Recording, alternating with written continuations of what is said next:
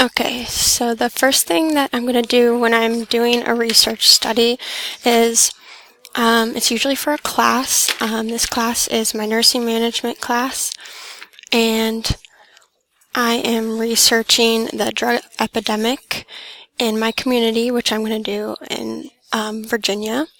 So the first thing I'm going to do is go to my Blackboard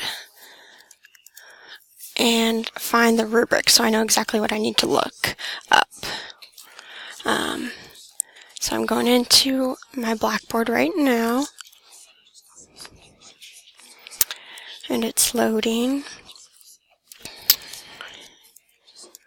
and we're going to see exactly what I need to look up so I know exactly what I need to add in my paper.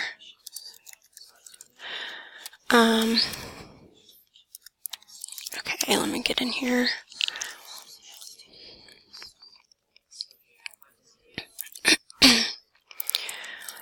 Alright, so we're in my Blackboard. I'm going to find the rubric that I need. And here it is. Alright, so it's opening up. Alright, so I am going to do my research on the drug epidemic in my community, and the first thing I have to know is I have to define the topic and why is it an issue. So I'm going to start with that, and I'm going to go into Google and just type in drug epidemic in Virginia.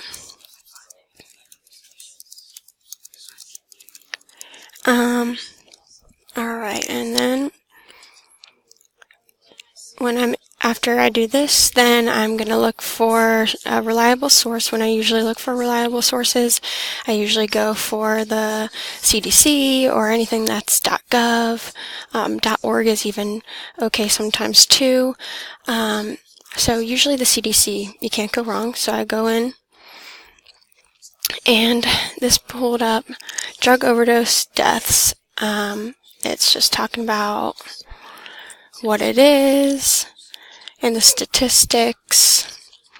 And I know I'm going to need this information for the another part on my rubric. So I'm going to definitely keep this, make note of this website and come back to this website. Okay, so let's see. It's just talking about drug overdose deaths, but I want to go and find the definition, and I'm looking for that right now. Alright. So I can't really find any information on the actual definition, so I'm going to keep this up, but I'm going to bring up Google one more time. I'm going to type in drug epidemic definition.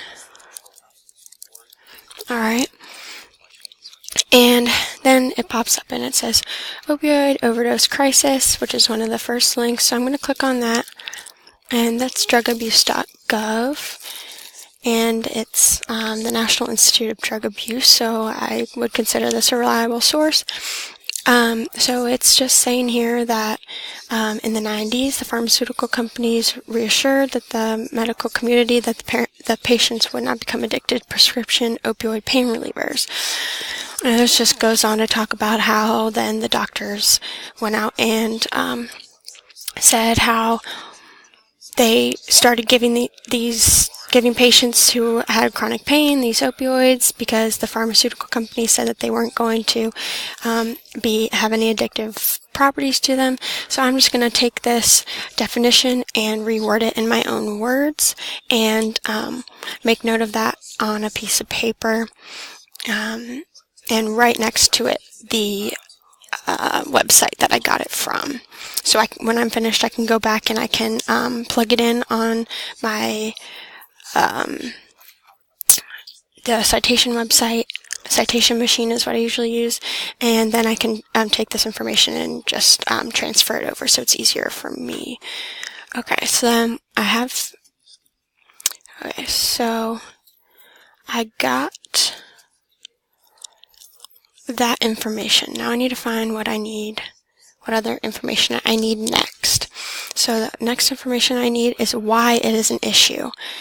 So I might be able to find that on the same website that I got the definition. Alright, and it is saying, alright, let's see, I'm looking for why this is an issue. Okay, so it says here that roughly 21 to 29% of patients prescribed opioids misuse them, so that's a big issue.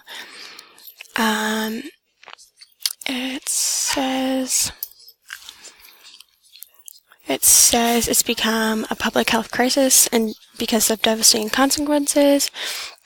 It's resulted in opioid misuse and related overdoses. Even people have been using it for neonatal abstinence, have been using it and then their babies are addicted. And this leads to other issues. People stop using the opioids and they switch to non-pharmaceutical drugs, which is an even bigger issue because it's not regulated. So I will just make notes of that and check that off that I noted, and I'll come back and I'll write next to my notes the website I got that from. Next, it's saying to report local and national statistics related to the topic. So I'm going to just literally go back to the CDC because they had some statistics that would be helpful. And in this site, they have statistics about drug overdose death rate, and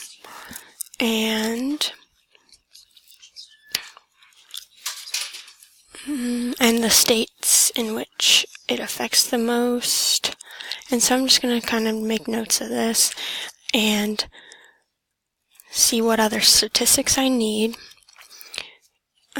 And in my rubric it says number of people affected, age distribution, ethnicity distribution, financial implications. So I'm just going to go through and I'm just going to start researching, and I'm going to literally type in local and or national statistics related to opioid crisis, and it should pop up with some different things, and I'm just going to dig deep into this and make note of different stuff I find there. Okay, and then the next thing I'm going to do is the next thing on the list on my rubric, which is identify community resources for patients and families and discuss resources, describe services, pricing, availability, discuss community preparedness.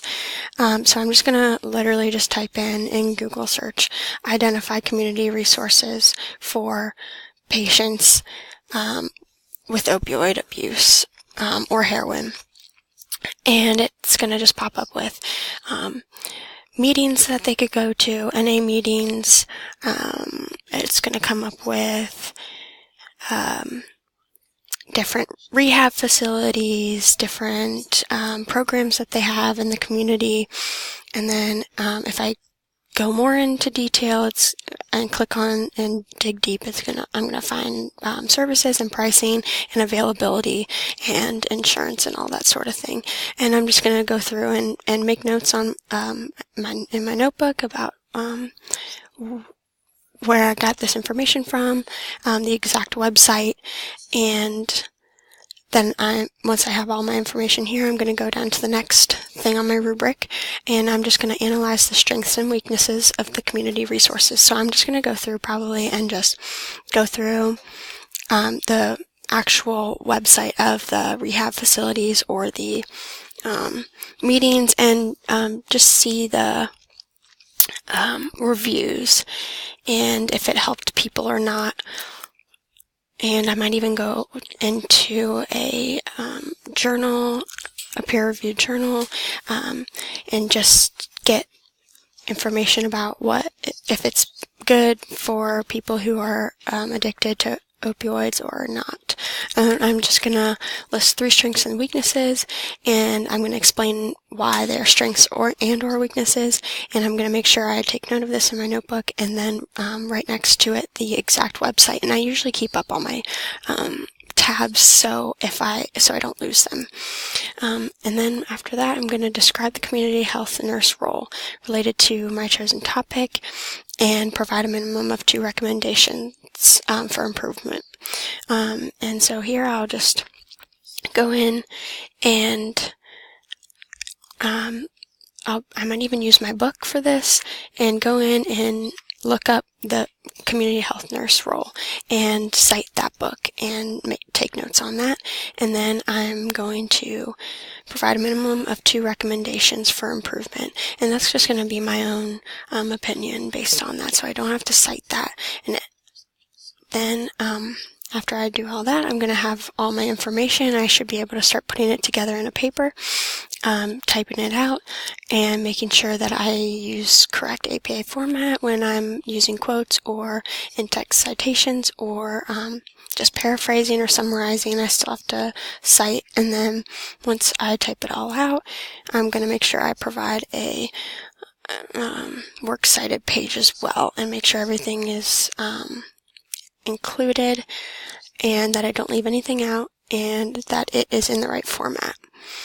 Alright, and then after that I should be done. I'll just review my paper and then I'll close my tabs and I'll be finished with my research paper.